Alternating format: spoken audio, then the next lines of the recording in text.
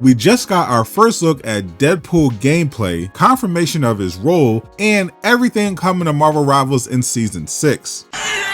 What to do, Durag Nation? There is an insane amount of Marvel Rivals news to go over today, including a huge surprise for players who love the Marvel Zombies mode and want more PVE content. So as usual, I'll tell you everything you need to know without wasting your time. First, Hulk smash that hype button so YouTube shares the news, and let's get it. Lord Guang returned for the Season 6 Dev Vision video, but for the first time, he had a special guest. Deadpool was in studio, fresh off betraying the Collector, who originally hired him to eliminate Gambit and Rogue for stealing a contract, which might be a tease for a Ghost Rider season, which I broke down in a previous lore video. But first, Deadpool is breaking the fourth wall on behalf of the heroes and revealed what his role is and how his abilities were designed. Take a look. Dear rivals, Deadpool here.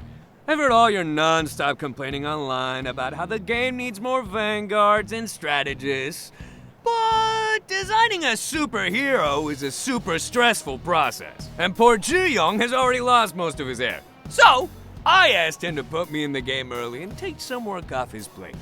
Little did he know, I was messing with my code to give you whiners the best solution possible.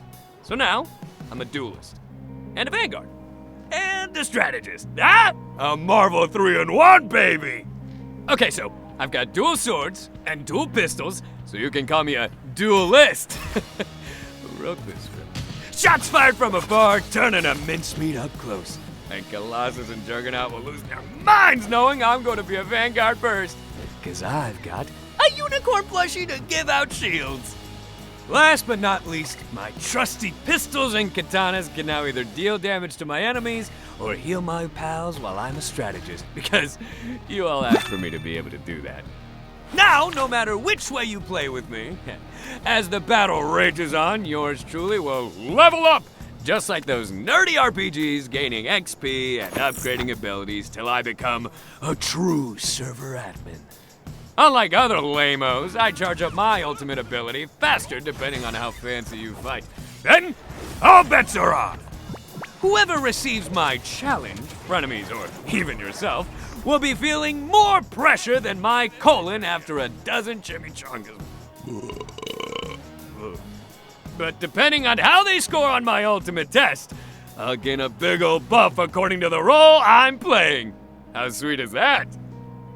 It sounds like I'm gonna be one hell of a playmaker. Shout out to everyone who guessed that Deadpool will be every role. He is the first triple role hero on the roster, but no, you can still only have one Deadpool per team during quick play or competitive modes without duplicate heroes. You pick Deadpool and then you can lock in his role. The ability to essentially evolve during combat is also a unique feature for a hero, and if this sounded complicated, it is. He's basically a 6-star difficulty character. But don't worry, I have a guide dropping soon that will break down what his abilities do, depending on what role you choose to make Deadpool. Just know he's a lot of fun and also more overpowered than Gambit was at launch. But there is a lot more exciting stuff arriving with Deadpool in Season 6. After Guang got his show back, he revealed we're finally getting a new map that isn't tied to an arcade mode for the first time since Heart of Heaven in Season 4. At the end of the month, there is a big new update for the game, and it will include the new convoy map, Museum of Contemplation, which takes place inside of the Collector's Museum we saw in the Season 5 trailer and the tie-in comic where Deadpool helped Gambit and Rogue escape by freeing some of the beings the Collector captured, like Devil Dinosaur. As part of the update, Rivals is also adding new content to the very popular Times Square map. It will now have a photo mode feature, which I'm sure won't be used for anything weird, as well as a new area called the Clobbering Club.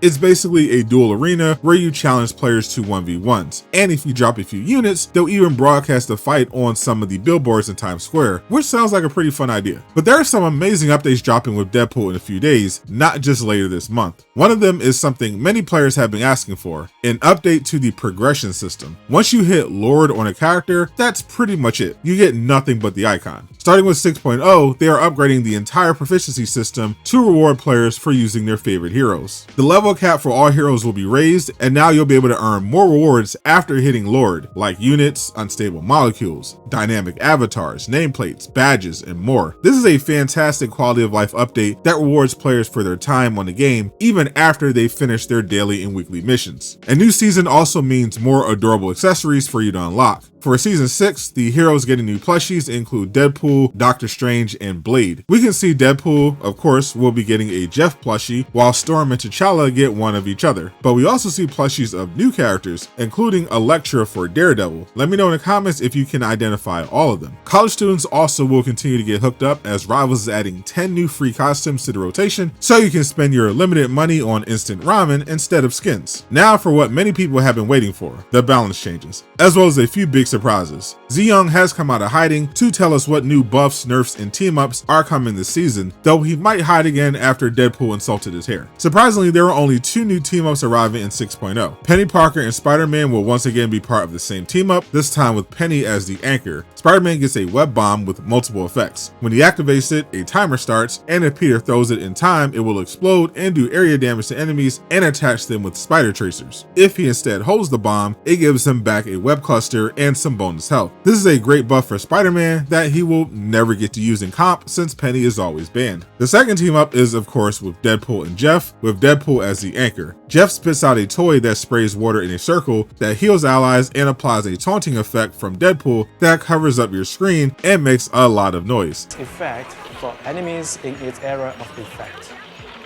I didn't think it was possible to make Jeff more annoying to play against, but the devs pulled it off. There is a third team up coming for Doctor Strange, which is a revival of a previous one he had, possibly Gamma, but this one doesn't arrive until 6.5. In the meantime, Penny is being removed from the Rocket team up. More important than team ups though, many complained about the game's balance in season 5, especially the power of supports like Gambit and Invisible Woman, as well as Daredevil. All of that is being addressed in season 6 and then some. For the Vanguards, Captain America and Hulk are getting some much needed buffs, especially Hulk, who was the worst tank in the entire game. Doctor Strange is also getting a boost to his mobility as well as his damage, while Angela is getting nerfed a little after becoming one of the strongest tank options in the meta. On the Duelist side, Daredevil is getting, quote, appropriately nerfed, which hopefully means hitting the knee with a baseball bat. Iron Fist and Blade are getting buffed some more, which Blade badly needed. Meanwhile, Namor is getting a nerf to his team up with Hela, while his other abilities and stats will be buffed so that he isn't reliant on a team up to be good. For the Strategist, Gambit is getting a nerf to his combat power, while his ultimate is getting the amount of healing it does reduced to make it more balanced. In response to a lot of feedback, Invisible Woman is getting a nerf to her Guardian Shield, which was buffed last season to allow her to put it on herself, turning her into a server admin, especially against dive heroes. Finally, Cloak and Dagger are getting an interesting change. Dagger's Veil of Light Force, her healing wall, and Cloak's Terra Cape will now share a cooldown, which adds more decision making to their playstyle, which is definitely not something most Cloak and Dagger players will appreciate. These aren't all the balance changes. The full patch notes will be released later, revealing all the other changes as well as the details. But Zeyoung wasn't done cooking and may have saved the 2 best updates besides Deadpool for last. First, based on overwhelming community feedback, Resource Rumble is being removed from the game, but it will return and instead will be reworked to imitate the 18v18 mode that proved to be pretty popular this season.